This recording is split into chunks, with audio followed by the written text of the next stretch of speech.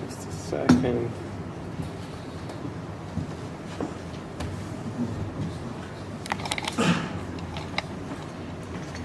Can you lock it so it stops spinning? Oh, yeah. Oh, so I can reach the floor. Good idea. Then I'm going to be very sure. No, I still can't reach the floor. Okay, right, hang on. There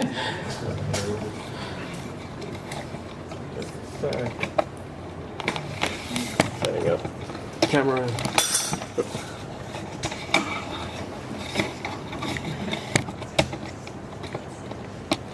Peter, shall I vamp for a minute while you're lining up the camera? Would that be helpful? To do what? Shall I vamp for a second? Vamp? Just fill space. Yeah, please do. Okay. Please do.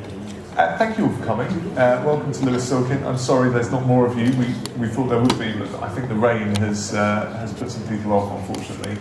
And I guess Peter's going to introduce who we are in a second.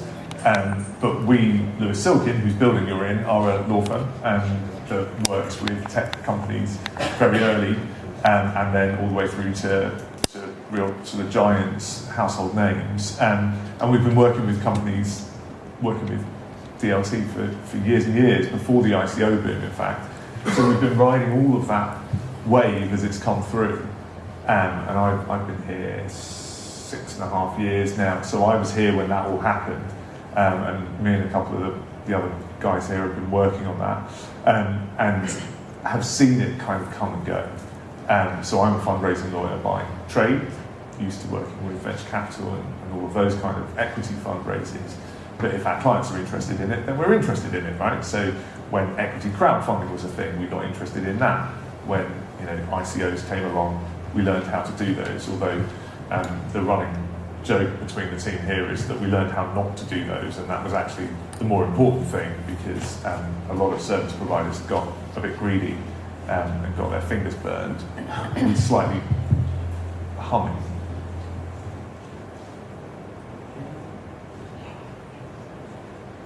And so we're working with the market now. I can skip this now when the camera's live. I don't have to talk about that. But that's who we are, and that's why we're so pleased to have everybody here and to talk about this evening.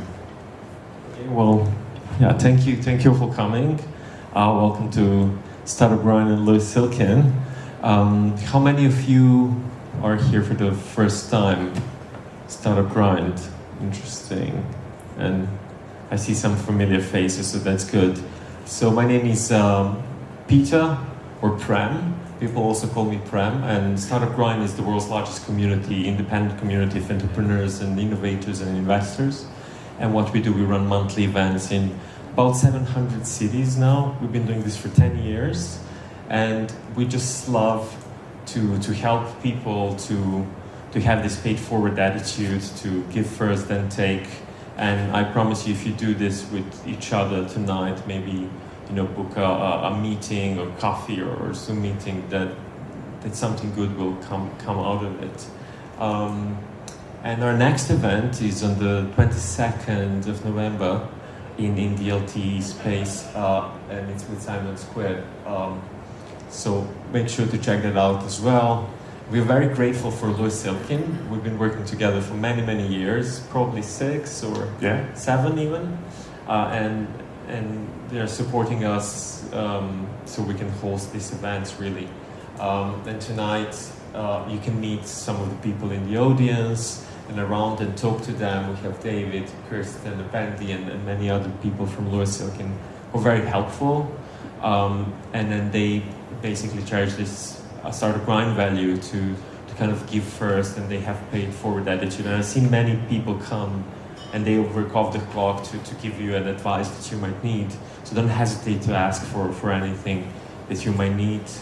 And they also have this fantastic platform called Cube, which is if you're starting your startup, or you're already at the exit, or you even have a VC fund, or you're in a corporation, there's a lot of good things there that you can just learn from, and you can dig deep into it and then ask for help again if you need to learn more. Make sure to scan that QR code. So, okay, and tonight's agenda looks like this. We're gonna open the panel now. We're gonna have a Q&A, so you'll have a chance to ask a question, and we're gonna continue with the networking, where ideally you wanna meet at least 3 or 4 people, so try not to talk too much with each other, but swirl around, that's the magic of it. And now, without any further ado, I would like to introduce David Welby, who's a partner at Lewis Silkin, Wendy Sanders, a legal director, and Zoe White, who's head of crypto and digital assets in Anderson in the UK. So over to you, David. Thank you. Thanks very much. So the way we're going to do this is a sort of panel style. I'm not an expert at all in the regulatory and the tax aspects of crypto, and that's why I'm delighted to have my colleagues here with me. Well, I say colleagues, we work together a lot. That sort of colleague.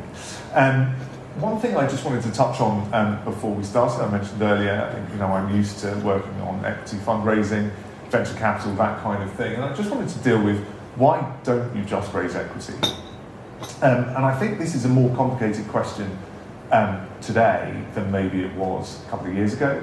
During the sort of ICO boom, I'm going to use the word boom. Why would you raise equity when people were willing to give you millions and millions for your tokens, or on the promise of future tokens for projects, many of which never panned out?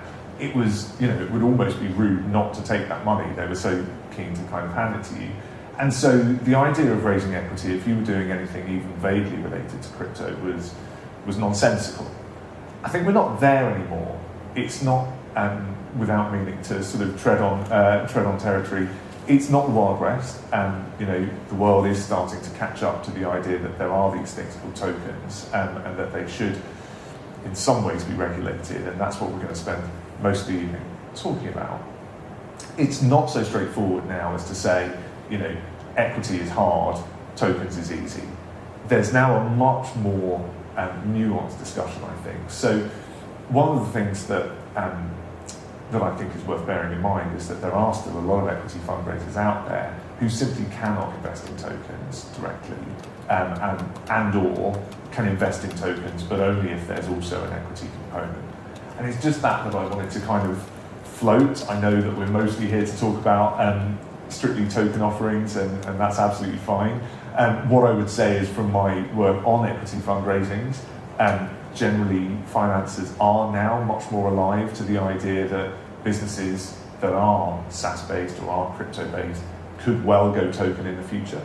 So even if you have no plans to do that, and I imagine there's nobody in this room who falls into that category, but quite often now you see a line in an equity fundraising document which talks about what is going to happen in the event that this business goes forward and does tokens in the future. For companies that are making tech hardware, that's often a bit of a head scratcher, but nevertheless, VCs are starting to put that in there. So it is something to consider, I think. They are alive to the idea that later on down the line, you could end up doing tokens and not just equity. So let me bring in my colleagues, and let's start with the simple, straightforward question. Can you, should you, ought you to do a token fundraise in the UK? Oh, well, I'm glad you think it's a simple question, David. I can reassure you that actually there's a few levels of complexity to that question, which I'll start off by just touching on the nature of the token. When you seek to raise funds via a token, it may be a regulated type of token, or it might be an unregulated token. So, for example, the sort of token that would be a regulated token, like something we call a security token, and typically that would be a token that might give you sort of voting rights in the issuing entity, or even a right to a share of profits in the issuing entity.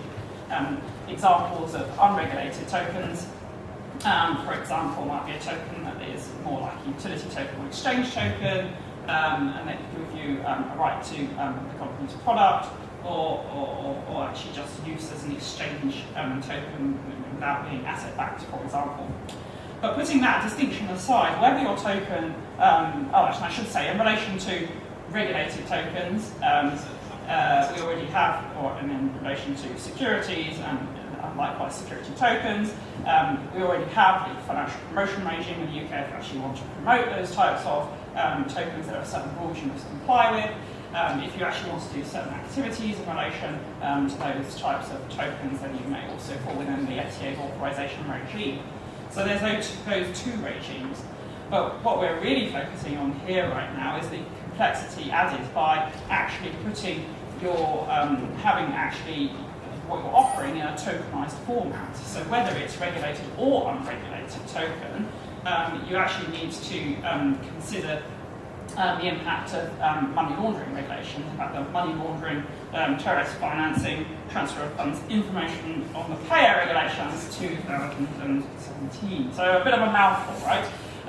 But they are important because January 2020 they were updated to implement the EU Fifth Money Laundering Directive. And what that did was to actually bring within the scope of the money laundering regulations, which I'll refer to as that for short, two types of service provider effectively. On the one hand, crypto asset exchange providers, and on the other hand, custodian wallet providers. Now, the situation around the custodian wallet provider is much more straightforward. So the complexity arises around, what is a crypto asset exchange provider? What is the scope of that activity? And there's a very broad definition and very limited guidance.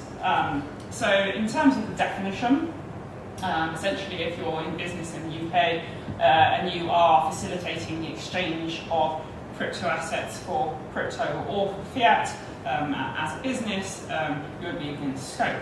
The definition goes wider, so it covers arranging the exchange of or making arrangements with a view to the exchange of, so actually the causal chain goes very much wider than just being directly involved in the exchange. But the sting comes where the definition also captures the issuance of crypto assets if you're doing it in conjunction with exchange activity. So looking at the scenario where a company wants to raise its own funds via a token issuance, it would issue a token and then it would seek to receive either crypto or fiat in exchange for that token. So, in principle, you could consider that's actually activity that would fall within the scope of the definition. Now, there is greyness around the interpretation of that definition. So, whilst if you fall within the scope of the money laundering regulations, you're required to be registered with the FCA. It's not the FCA that issues guidance on the interpretation of the definition. So you see, there's complexity being added here. So the body responsible for guidance in relation to these regulations is the Joint Money Laundering Steering Group.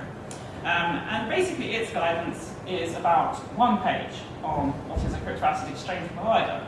And it's kind of silent on the point of effectively an entity issuing its own tokens and then facilitating the exchange.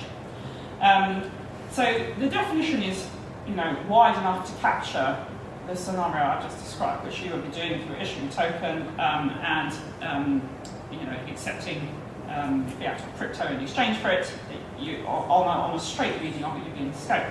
I mean, I should clarify, there is an argument by some in the market that says, well, actually, effectively, you're almost sort of dealing in principle in your own tokens, surely there should be a carve-out for that. Now, if you're thinking about the traditional securities world, not a tokenized security, just a regular share, for example, there's a specific exclusion in the regulated activities order, which is the specific legislation that applies to that, a specific carve-out for a company issuing its own shares.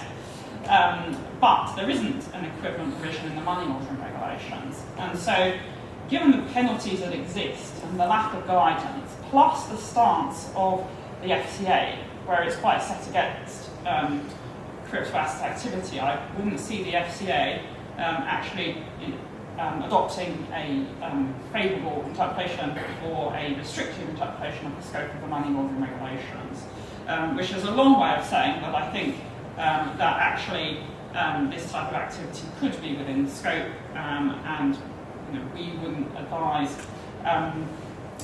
companies to do a token raising in the UK. That's because, as I've mentioned, actually, that if you're within scope, you'll need to be registered with the FCA, and that registration is very hard to obtain. the vast majority of firms that have applied to the FCA for registration as a crypto asset exchange provider or custodian wallet provider have been rejected. And the penalties for doing this without being registered are 2 years imprisonment and or an unlimited fine. And the unlimited fine would somewhat undermine the point of the fundraising. So that's not to say there's no hope, that's fine, you just need to structure it differently. So the way the money laundering regulations are set up, they capture business carried on in the UK, there's a particular definition around that, and so in fact what clients are doing and what if you followed activity in the market you would have seen is firms literally structuring offshore to target the UK market, which is perfectly legitimate and legal business model. I mean, the FCA has been questioned on this to say, well, what is the sense of this? You're forcing companies offshore. You could choose to accept them and register them and then actually have visibility and oversight over their business. But the approach is to refuse registration applications, push firms offshore, they structure offshore and target into the UK, and the regulator has no oversight. But that's sort of where we're at today. I think. Sorry if I spoke too much at this point. I think that's where we're at. And it sets the scene for I think the coming questions and structures that we see in place. Okay, so as a sort of bullet summary, if token is security token, just as regulated as a share. Yep. But regardless of whether it's a security token, there's this money laundering regulation point, right? Is that what you're saying? Yes. Okay. Fine. So if we're pushing people offshore, presumably, if there is a market practice here, then we're going to be looking at various offshore jurisdictions. So what do you look for in an offshore jurisdiction? Am I answering this one? Yeah. Well, so I'm tax, so not regulatory, and as Wendy said, businesses are going offshore for regulatory reasons. So no one is coming to me saying, I need to set up this offshore structure, I don't want to pay any tax. I mean, usually they say, can we avoid tax? But it's the regulation that's driving offshore. So usually it's the regulation in the offshore jurisdiction that is driving which jurisdiction to pick. But there are numerous other factors. So it could be where the founders are located, what the type of project that you're going for. So what's your long-term goal? So if you are looking at doing some sort of exit and you don't really have any decentralized autonomous organization element, or even really any community element or a small community element, then really you're going to be having some sort of UK company with an offshore subsidiary, and most of the time you're going to go for somewhere like BVI. And so the structure will often dictate the jurisdiction, whereas say some of the DeFi projects we've worked on, they very clearly want to be a DAO, and so we look at DAO legal wrappers. So then we're looking at particular types of entity. So we're looking at things like a foundation or a company limited by guarantee, that essentially, they're almost like charitable entities in that they don't distribute their profits, which is what makes them orphan. Now, there's only certain jurisdictions that offer that type of entity. So if your founders are in the UK, we're probably going to go for something like a Cayman Foundation, which is essentially a company limited by guarantee, a Gibraltar Guarantee Company, Singapore BVI, because those entities are very clear concepts under UK law. We wouldn't go with, for example, a Panama Foundation, because we don't have that's a true foundation, as in under the civil law context, and we don't have that concept in the UK. So then we're looking at a Panama Foundation. We have a lot of clients who have been told by US or Singapore lawyers, set up a Panama Foundation. They come to us and we're like, this does not work from a UK perspective. What is it? So we have to start with, is it a trust or is it a company? And then and it all comes down to the drafting. And if it's a trust, you've got huge IHT impact on anything that you just put in. If it's a company, and any of the value later. So if you've got a Panama Foundation and you did a big token raise, you've got significant inheritance tax issues that you would not have thought about. Or if it's a company, then all of the income gets deemed to belong to you. So I'm covering a lot very quickly. So in summary, it really depends on your objectives. If you're looking at some sort of exit, sorry, do you have a question? Yes, Switzerland and the Arabic. Yeah, so the jurisdictions we typically look at are, so most common for people here in the UK are BVI. So if they're looking for an exit, it's usually a UK company, BVI sub. If they're in, we're kind of moving on to some of the other questions. Yeah. If it's like a DAO project, then we're going to usually go with a Cayman Foundation. It's a company limited by guarantee. It's memberless. It's very neat. We understand it here. If we start looking at Switzerland, you have, say, the Swiss Foundation, same issues here as the Panama Foundation. So we're looking at the same trust issues. But you could have something called a Swiss association, or Swiss Verein is the formal name. And again, that's very similar to, it's different to the foundation, but it's similar in that we don't have that concept fully here. So we'd be looking at how do we draft it? We could draft it to look like a trust, or it could look like an association, like a club, or we could draft it to look like a company. But essentially we can draft these things, these foreign entities, broadly, however we need them to look from a tax perspective. The issue that we find is people come to us having set it up incorrectly because someone else told them to set it up that way. And actually, why set up a Swiss association, a Swiss foundation, or a Panama foundation to save costs, which we're often told is cheaper? I don't understand how, but particularly in Panama, only to actually increase your tax bill significantly when we could go with something more straightforward. Ireland, you can't do a token issuance out of Ireland. I mean, different lawyers say different things in Ireland, but most people would say, most of the lawyers we've worked with in Ireland have been okay with some sort of SAFT raise, but then it needs to be novated to an offshore entity. Yeah, sorry. What about like places like Dubai, Malta? Yeah. Okay. We can't cover every jurisdiction in the world. Sorry, this isn't going to work. I'll answer those ones. And so because I was going to cover kind of several jurisdictions. And so places like Dubai are really interesting because at the moment you can get, and I'm not a regulatory lawyer, so I will just cover the tax. But they're interesting because there is a particular regulatory landscape. Dubai is actually undergoing a particular change and changing their regulatory landscape. If you have a Dubai entity and you're a UK resident individual and you set that up, it's not enough on its own. So if you're a UK resident individual, you set up a Dubai company, so normal private company limited by shares, or a BVI company, or a Maltese company, you will be personally taxable on all of the income of that company. And we'll kind of come on to that in a bit more detail later. But Dubai is great. So you might have Cayman Foundation Dubai subsidiary, or Swiss association with a Dubai subsidiary, and it's your Dubai entity that's doing the transaction. Or you might have UK company Dubai subsidiary. And presumably then, so that was the sort of tax angle, presumably the regulatory status of these things is always changing, right? Exactly. So, I mentioned that obviously the choice of jurisdiction is obviously sometimes driven by the regulatory analysis, and clearly obviously I can only comment from a UK perspective on how the regulation applies here, and obviously we work with offshore lawyers, so we keep up to date with the latest regulatory position in the various jurisdictions. But I think stepping back a bit, and rather than delving into the weeds of all the different specific countries, at a general level, countries are introducing regulatory regimes. So there are fewer and fewer countries that don't have regulatory regimes in relation to crypto assets. So the sort of the playing field is sort of leveling. You might go, oh, well, I want to go to that offshore jurisdiction and then have regulation. I mean, there is a point about, well, actually, if you want to exit, then you want to be actually established in a legitimate jurisdiction where your investors are actually going to want to acquire you from. But actually, so let's say that the base level is sort of leveling out. Most countries have or will be introducing a regulatory regime.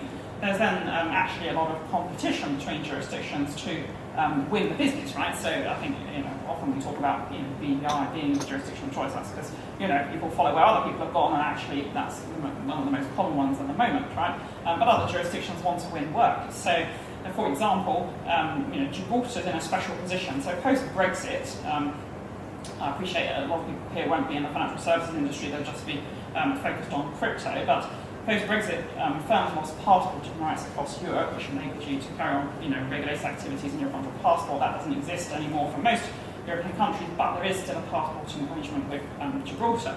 And actually, Gibraltar, sort of off the back of that, wants to actually, win the crypto work in relation to the regime that they're introducing there. So they're keen to chase that work. Mauritius has recently introduced regulatory regime. So there's a lot of jurisdictions actually want to win this work. For them, it's a no-brainer because it's sort of it's a service industry, doesn't require too much of physical infrastructure, too much investment. But then we look at so countries want to win this business, albeit the right type of business, etc., etc. And then from our point of view, we look at effectively ease of establishment. So what sort of presence are you required to have there? So for instance, I think Gibraltar's not requiring onshore directors. I mean, from a UK perspective, it has to work from a regulatory perspective. So you're going to need some offshore operator, but whether that offshore person is located in the offshore jurisdiction or somewhere else offshore. Separate question, for example. Other than sort of located in, other than physical presence, it's about, I guess first and foremost, is the regulator in that offshore jurisdiction willing to engage with you, and how easy is it to get through the registration process? Not that it should be really easy, but actually possible to achieve. So in fact, you need a regulator that you can engage with that will, ideally guide you through the registration process in the offshore jurisdiction.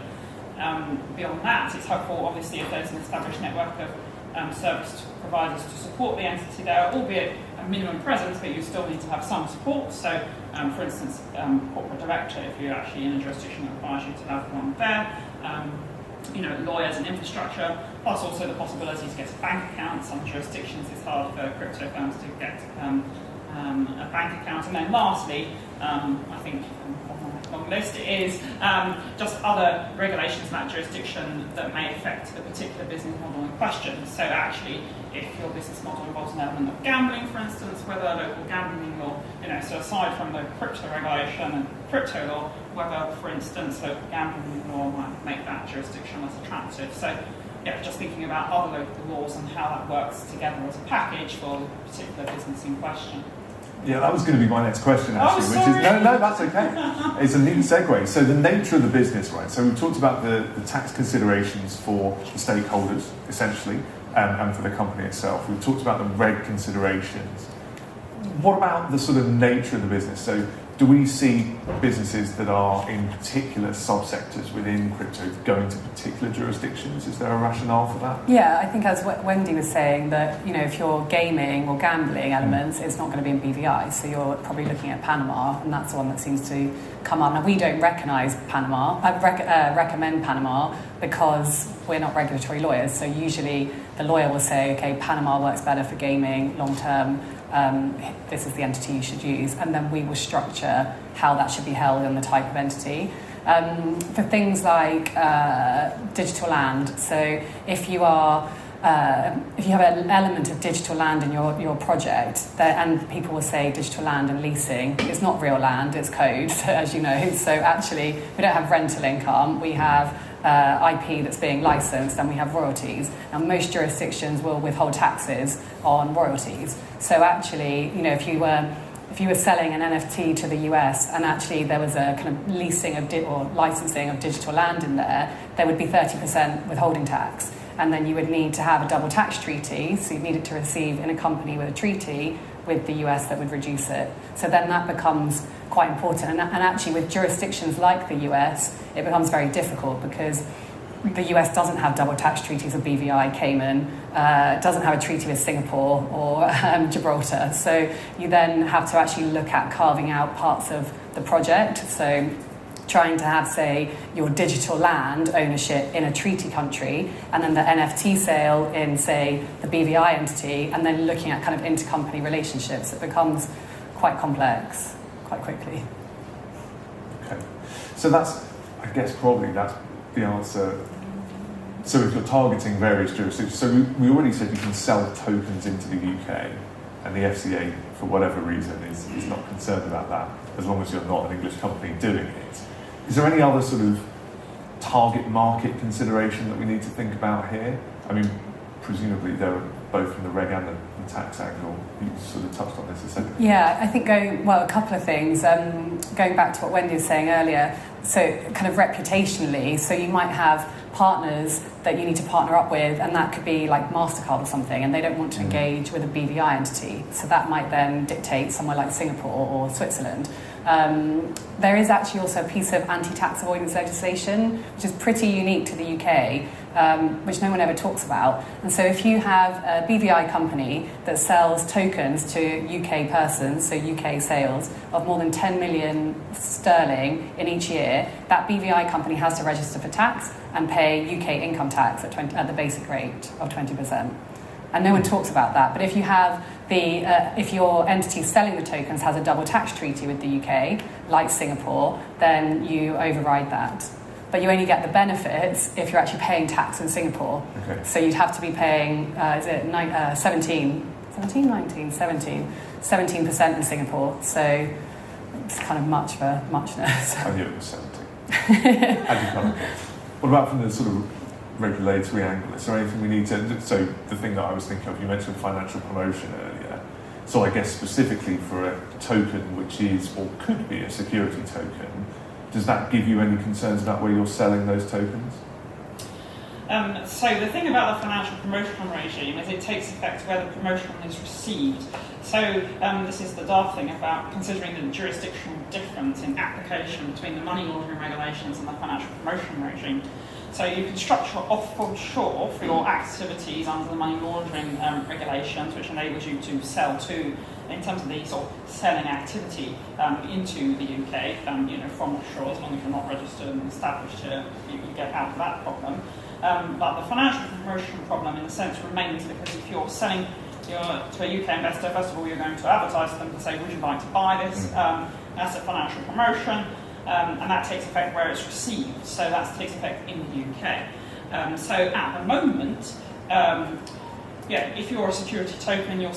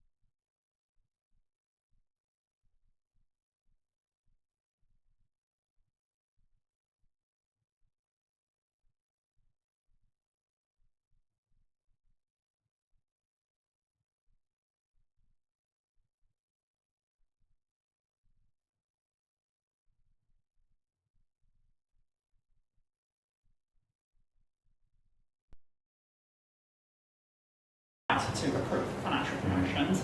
And once the new regime is expanded, there'll be a limited pool of firms that actually have the right experience to approve the financial promotion. So in practice, there may be some difficulties and market constraints in finding a suitably FCA-approved firm to approve the financial promotion. But it's not a bar, it's just that the market for that might be somewhat limited.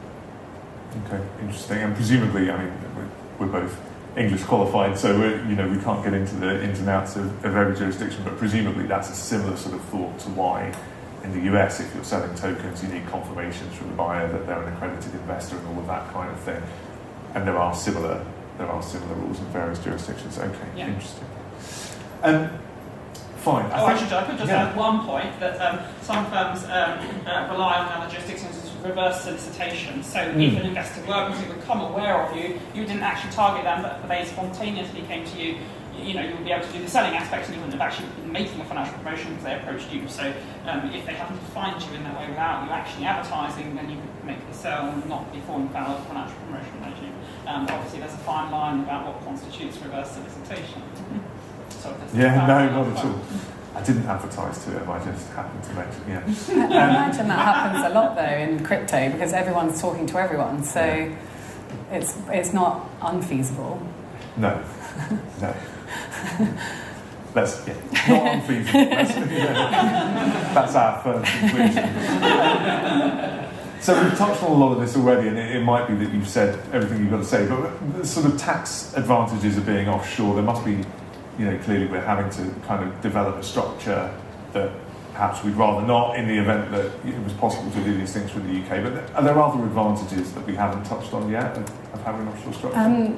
So I think we have to remember that tax turns on the smallest of facts. So if we're advising UK resident company or UK resident individuals, then the answer is no. There is no tax saving. We can maybe get you some tax deferral. Actually, what you're going to get is either double taxation if you don't structure it properly, or you're going to end up with tax as an individual when it should be at the corporate level. And I'll explain that.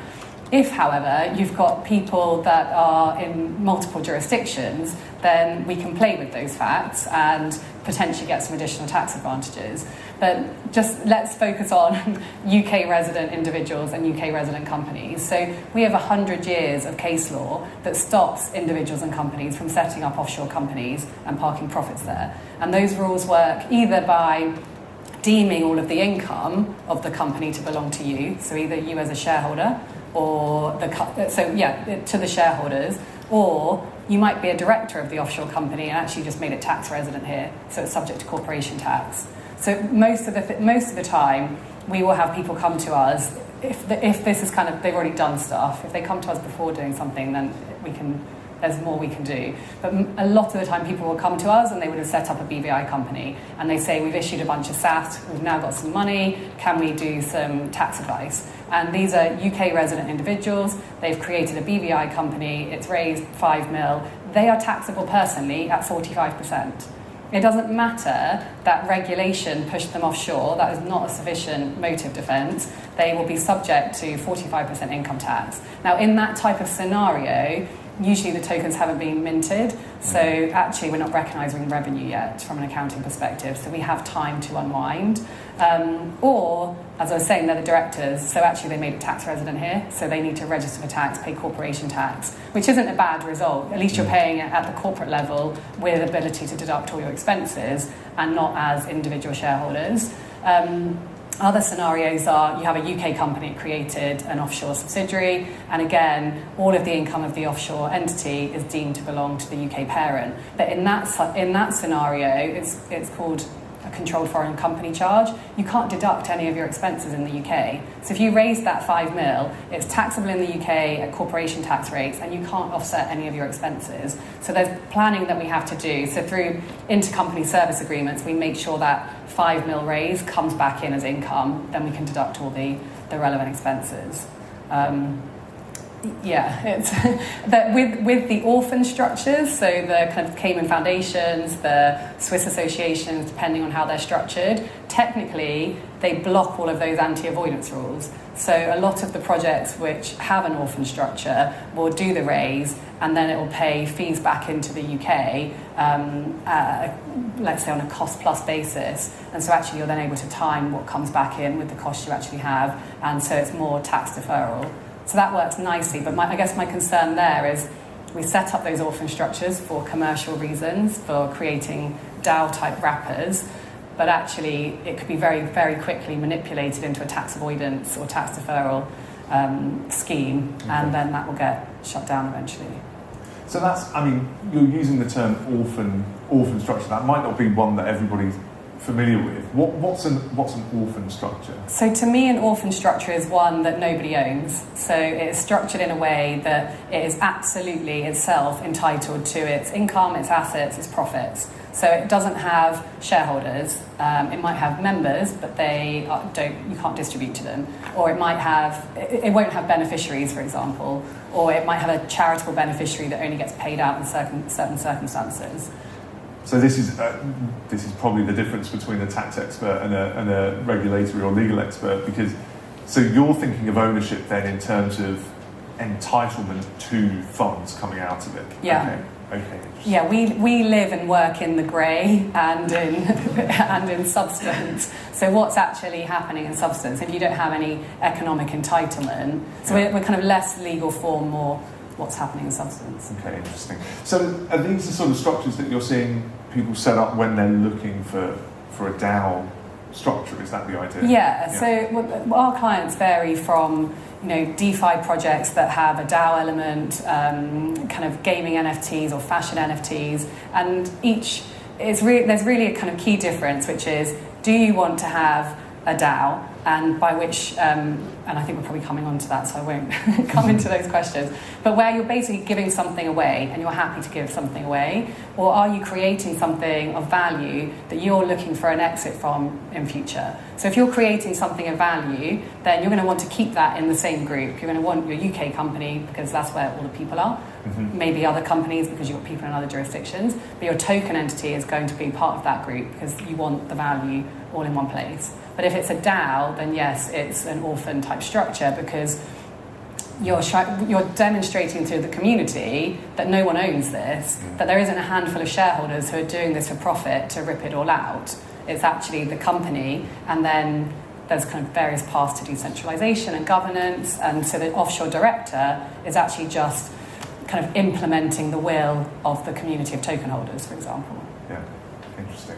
So we've seen splits with some of our creative clients where they want the sort of building blocks of the protocol to be, not drawing any Bluebird comparisons, but they want the protocol to be a public good, right? Yeah. They want that to be owned. But then the people who have helped build it form their own for-profit that is building on that protocol. Exactly, and they might be building the decentralized apps, and if they give away the protocol, then they're building an and people adopt it. They're building an ecosystem that they can then benefit from with all the other stuff that they're doing. I think obviously you guys won't miss that point, but when we speak to other tax advisors or we're speaking to HMRC, they can't really comprehend why you would create something and then give it away. Yeah. So it's trying to explain, well, actually you're giving it away because in the long term you're going to create this entire ecosystem.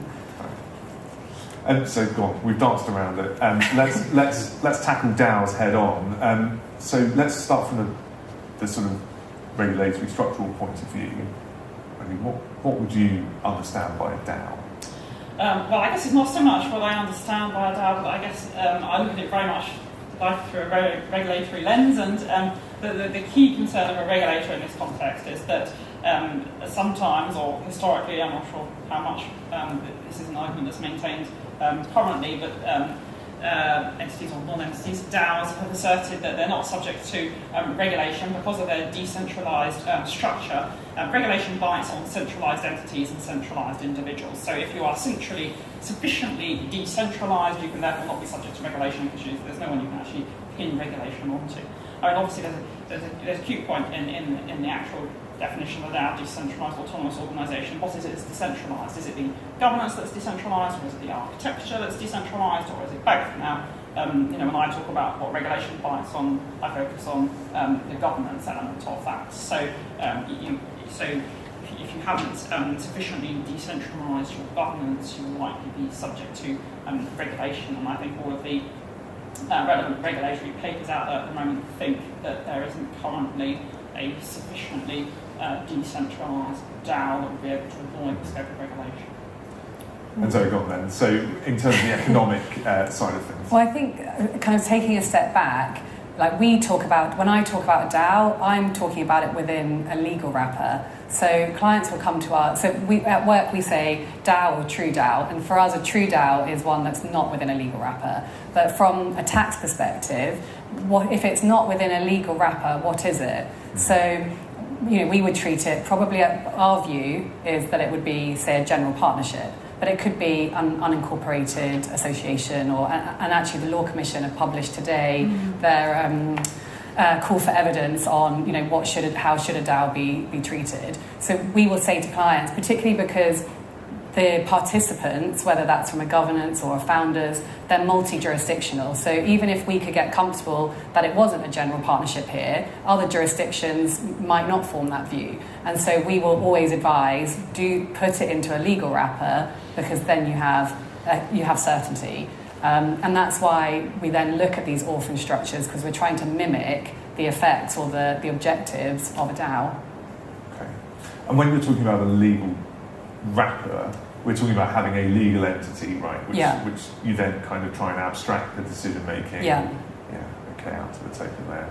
We've seen a number of these structures as well. My favourite one was the one where it was basically just a standard US company, I think, standard company, but it said in its articles that if the token moved, then the share had to go with it, and there you go, down, no problem. Which I suspect did not tick the boxes for what anybody was expecting. Okay, and why, from a sort of purposive idea, why are people so keen to have this structure, other than perhaps trying to avoid regulation? What's the idea behind the DAO? Like, why is this a goal? Are you asking us to speak for our clients, Well, what their objectives are, or like from a why Pass would on they? what you've heard. Well, I can start and then you can carry on. I had a very quick skim of this DAO paper today, and the most fundamental, basic starting point that this paper starts from is that a DAO is a technology-mediated social structure. That's sort of the highest level of abstraction you can get to before you have all your biases over the top about, various different legal structures, purposes, uses, whether it's, decentralised governance, decentralised architecture, etc., etc. It's going to be I had a quick skim before I came down, actually, because it literally just published on a couple of hours ago or something. It's really fascinating, actually. It's a really good read and sets out a lot of detailed arguments about what is and what isn't a DAO, and what people want it to be, what people think it should be, and actually, what will the legal framework for it look like in the UK in 18 months' time. But yes, sorry. So no, I think that was the perfect answer. I would just highlight that what the Law Commission have published is a call for evidence, so you have the opportunity to respond, so to read to it and respond. And we are speaking with the Law Commission regularly about their digital assets paper and this paper on the DAOs, and so they will take on board the information they get, and then they will discuss it with industry and with whatever we are, professional sector. It's been a long day. Well, it was a long night. My daughter was not very well, and I didn't get to bed till like 2:00. So, but yes, I would urge you to read it and think about if you want to respond, or if you don't want to respond, you can contact us, and we will provide response, so we can incorporate your views into our response. We've probably covered on how you can put one in place, but I think philosophically, I think it's interesting. So you mentioned true DAO, that was the term that you used, and I think as a different lens to look at these things through, you're considering the economics of, it's a true DAO if nobody can extract profit from it. Whereas I think, we would say if there's an entity which you've described as an orphan structure, if it has members and therefore the members can vote or whatever it is, there must be some level at which they can do something with it. Yeah, well, this is the nice thing about the Cayman Foundation, is that actually it's a guarantee company, but it can be memberless. It has no founders, no beneficiaries, no members, so it's just the directors. So then the directors will naturally have fiduciary duties that they can't move away from, but you can then put in place governance, or you can put in whatever your path to decentralisation, whatever your DAO objectives are, you put those in place, the director adopts them and has to implement them. So yeah, that's why I like the Cayman Foundation. It's probably my go-to. It's a guarantee company with no guarantors. Yeah, so you have it's called a Cayman Foundation company. Okay. So it's a unique entity. So it can have founders and beneficiaries, but fundamentally it is constructed as a company limited by guarantee. So there is a guarantee member initially, so it has to be created with one, which is usually a corporate service provider. Then they resign and it can be memberless, but at which point you then have to have something called a supervisor under Cayman law, but usually the director will fulfill both director and supervisor role. Fantastic. Okay, so actually that's probably a neat segue into what exactly you need to have in place. Now, I guess this might vary jurisdiction by jurisdiction, right? But So if you've got a supervisor and a director in Cayman, that's a service provider that you're paying. Yeah. Yeah. What's the kind of checklist that people need to think about? So when I was thinking about this, I just wrote tax and legal advice because there are lots of things to think about, tax and legal, and they cross over as well. And it really depends again on your objectives. It depends on what you've created in the UK. What are you giving away? So is it a protocol? When you give away the protocol and that's got the IP, it then has the right to mint and issue tokens by derivation. So it can do that. But what if you want tokens in the UK? And so how do we get them back into the UK? Because if you sell that protocol or whatever IP over, and there's a token issuance, and you say, well, actually, I needed 10% of the supply because to act as validator, well, then you've got 10% of the supply that comes in, and that's taxable income. So there are things to think about when you sell that IP over, or whether you might license it instead, but we structure those agreements in a way so we actually retain 10% using that example, and we don't have a disposal. So there's lots of things to think about in that way. Or you might want ongoing tokens. You want tokens to incentivize employees. Again, how do we get those back into the UK? Do we retain a pool? Do we make the service agreement between the UK and the offshore have a cost base that allows you to bill for tokens? So those things need to be thought about up front. And then, as you say, there's things like the directors. So if we're going to block out the anti-avoidance rules I talked about earlier, then you can't be on the offshore board. As soon as you're on the offshore board, you bring all of those back into, or some of them back into play. So you then have to have offshore director, which is a corporate service provider that you don't know, with control over an asset that is very easily misappropriated. So you need to think very early on, how do you put those protections in place? So you would look at, say, a multi-sig wallet. So you couldn't have people in the UK control the wallet, because that would bring it in for corporate residence purposes. So you might have people in the UK that could set up payments and the offshore director can approve, but you would never have full control in the UK, and you definitely wouldn't want full control offshore. And then you might want to think about what goes into the articles. What if you had a director that just disappeared, went AWOL? And that sounds kind of a bit obscure, but I've worked in international tax for 15 years, and I have seen those things happen. And so worst day of the week is that someone nicks off with all your stuff. The kind of second worst is that you can't get hold of them and you can't get anything done. So you might want to think about what do you put in the articles as a kind of parachute, if you like, to unwind it, without then demonstrating that you have control, because then you just brought everything back into the UK. So it's kind of a balancing act. And what about, Wendy, from your point of view, is there a concern here about what substance there needs to be offshore? So I think that it's actually making sure that it's effectively offshore. So I look at things almost in a negative type of way, exactly just making sure that it's not set up in a clever way that it's deemed to be back on shore, that actually effectively achieve the offshoring. So, the platform is, effectively operated, or the activity is effectively undertaken offshore, and there isn't anything that brings it back in the UK. So one example of a way it could inadvertently be brought back into the UK is about sort of distribution of profits directly arising from transactions. That's the guidance is very light, but what guidance there is, that's one of the key points they make about the fact that you could be deemed, because even if the platform or the activity is operated offshore, because the definition is exchanging or arranging or making arrangements with a view to if you're actually anywhere in that causal chain, so you're not actually doing the exchange, but you're in the causal chain, and then you're receiving profits from the transactions, even if the exchange is happening offshore, if you're part of the chain and you're receiving the profit, that could inadvertently make you actually also simultaneously, not instead of, but actually also an exchange provider. So it's just making sure that the way the offshoring is done doesn't inadvertently, effectively bring you back on shore for regulatory purposes. Fine. Okay. Lightning round, because we get this question an awful lot and I know the answer. If we're setting up an offshore structure, can we stay in the UK?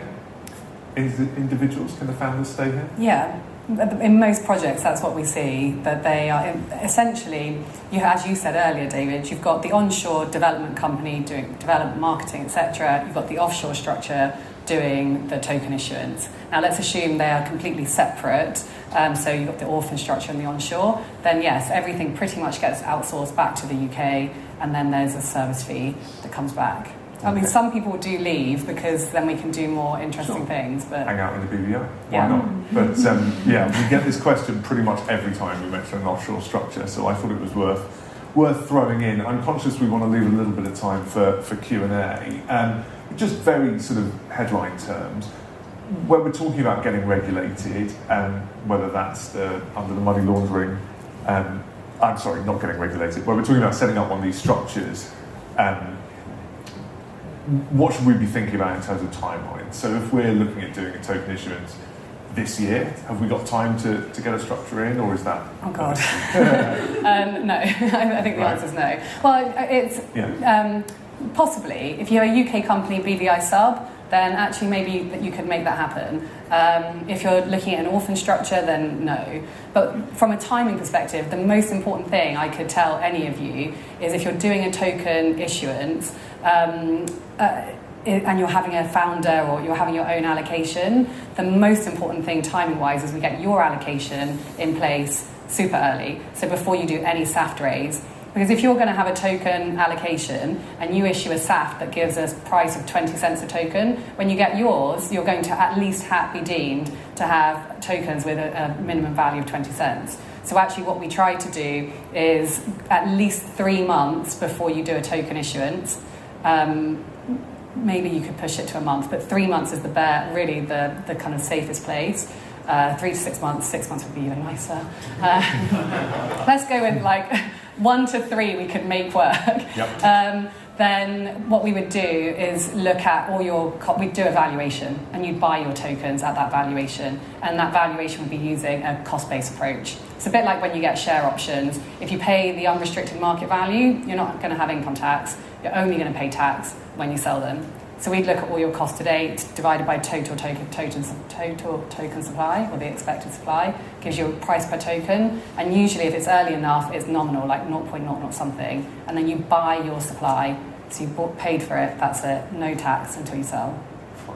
It's the most important thing, tax thing in all of this. And just for comparison, Wendy, you mentioned that people who wanted a UK structure and they wanted to issue, and you said it was a very difficult regulatory status to achieve, but just headline, 3 months to set up an offshore structure, 3 months plus, call it 6 maybe. What to get that regulation from the FCA? I know the probability of achieving it is so low, I wouldn't even recommend anyone do it at all. But I mean, up to a year. I mean, they're not speedy, but I just couldn't possibly advise someone right now to apply for it. They just the probability of success is so low, and actually there's a huge amount of cost and time and effort that has to go in to put in all the documentation, the policies, processes, procedures, forms, etc. It's actually not just a time-consuming process, but also quite an expensive process to get all of that in place to be ready to apply as well. So before we throw it over to the floor, and not wanting to put too much of a dampener on proceedings, I know you have thoughts on where you see regulation in the UK going. You've mentioned a couple of those earlier, with utility tokens coming within the scope of the financial promotion regime, for example, which is going to make it harder to sell them in the UK. Do you have just a couple of other sort of headline thoughts about where these things might be going? Appreciate there's no guarantee on any of this. Yes, so it's interesting actually. There was normally, the way the extension of regulation works, the FCA consults on it, and then there's legislation that passes through following consultation, etc., etc. But at the moment, there is the Financial Services and Markets Bill going through Parliament, and amendments are being made to it. And one of the amendments, interestingly, that was made, not just so that it doesn't just cover the extension to the financial promotion regime, but actually extending the sort of the regulated status of crypto assets themselves. So at the moment, if you're not a crypto asset that falls within an existing regulated category, so you're not like a security token or any money token, you're unregulated, but actually pre-consultation they're actually making the changes in the bill to allow for crypto assets to become regulated. So whilst there still needs to be additional subsidiary legislation to implement that, that was quite an interesting way of actually introducing it in the bill prior to consultation. On the other hand, what has been consulted on extensively, has been known for quite a while, is the introduction of a regulatory regime in relation to stablecoins. For instance, that's a whole other topic which I could talk to you about if you're interested some other time.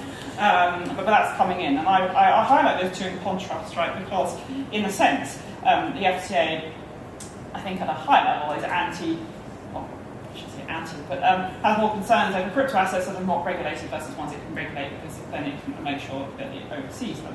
Albeit there are separate concerns about whether it's got resources and expertise to actually be able to oversee them, but that's an aside point. So when we're looking at actually what is the overall view, say you contrast sort of the government's view and the FCA's view on crypto assets and where are we going as a jurisdiction, right? And the government would actually like to encourage, sort of crypto firm business to come to the UK, and the FCA is, really concerned about consumers losing money, being able to regulate it, not having visibility over the assets, and so there's a bit of a thing really effectively about not liking unregulated crypto assets, and potentially by actually, bringing in a stablecoin regime, there may be at least a more favourable regulatory approach, at least to those regulated crypto assets, and that category of regulated crypto assets may become wider. We have to wait and see. It's a little bit of a moving feast about where the bill ends up, still processing through Parliament. So I think that's, probably what I'd say on that for now.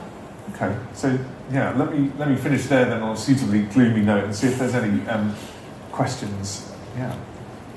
What happens if you sell equity and give tokens as a present with it?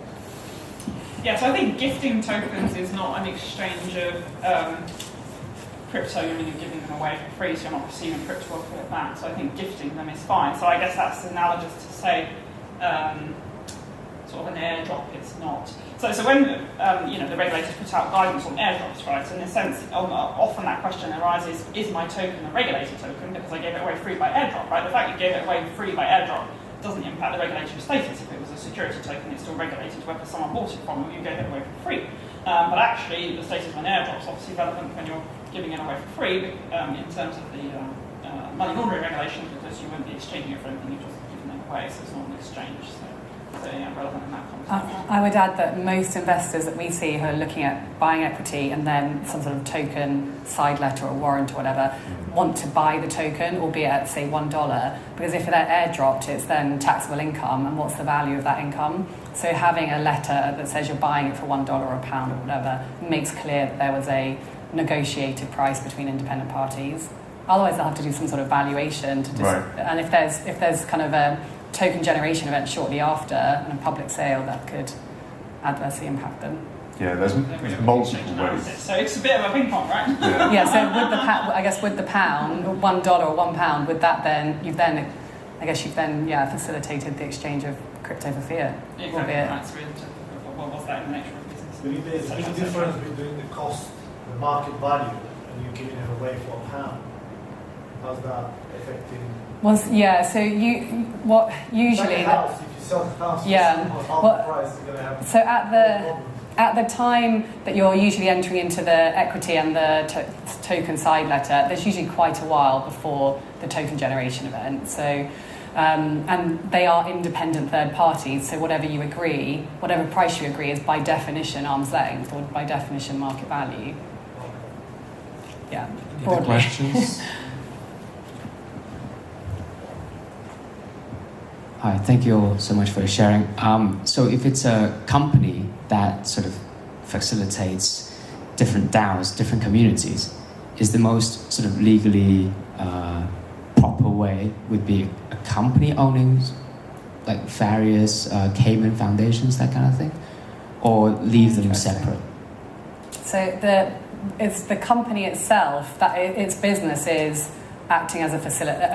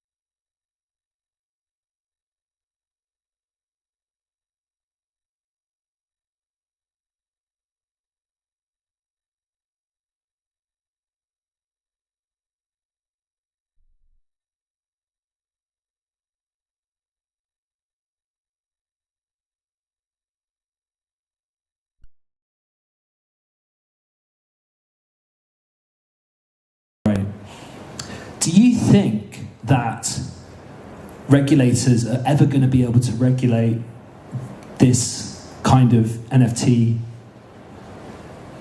as a security? So, you understand what I'm saying? Because it's kind of been a sidestep, right? Like the whole evolution of NFTs as collectibles for raises. Yeah, so I think to take online just a few steps, right? So when we think about the extension of the financial promotion regime to what are called qualifying crypto assets, and the reason that NFTs were carved out of the extension of the financial promotion regime was because HMT said, fine, NFTs are actually used more like digital collectibles and not really as a means of investment, so we'll carve it out on that basis. Now, obviously, the economic reality of that may be different, but at that point in time, they had recognised we treat these at the moment as digital collectibles and not a means of investment, therefore we will leave them outside the scope of the financial promotion regime and that particular regulatory regime. I've mentioned that there is potentially coming in the regulation of what is known otherwise currently, treated as unregulated crypto assets. Now, whether there would be a specific carve out for NFTs in relation to the regulated asset status rather than the treatment under the financial promotion regime, I think it's really way too early to tell. I mean, literally this change about making all crypto assets regulated was snuck into the bill just a couple of weeks ago or something without consultation. So the consultation is on regulating crypto assets more broadly is due out later this year. So I think you just possibly need to ask me the question in a month's time or 2 months' time. I think the one thing that the regulator seems to be doing from the outside looking in is playing catch up. So I think the answer to your question is probably if people go, oh, NFTs aren't in trouble, so we'll just do everything as an NFT, not just digital collectibles, but now we're going to do what we would refer to as security tokens as NFTs, then you'll see the regulator change the regulation because they're very clear that that's something that they're trying to catch, right?